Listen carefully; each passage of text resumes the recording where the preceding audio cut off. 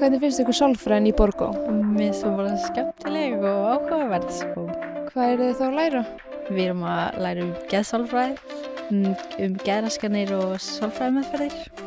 Telur þú mikilvægt fyrir krakka á þessum aldri að læra þetta málefni? Mér finnst það mjög mikilvægt og mér finnst líka eins og við erum í áfangar sem er uppeldisfræði og mér finnst það bara mikilvægt fyrir framtíðina eiginlega. Þú veist, maður lærir svo mikið í þessu, þetta er bara geggjað. Er ekki mikilvægt að kenna kynjafræði í framhaldsskólum?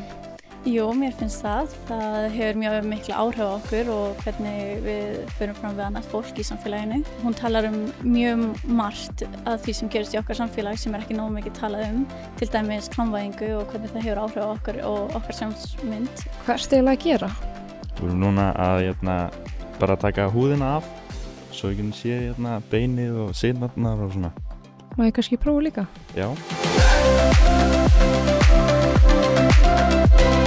Það hjálpar mér mjög mikið að vera í náttúrufræðinni út af því að við lærum alls konar í náttúrufræði sem að tengjast alveg hérna eins og næringafræði og alls konar líkamann sem að ég get svona hugsað á meðan ég er líka í íþróttinni, eins og að borða hollt og alls konar.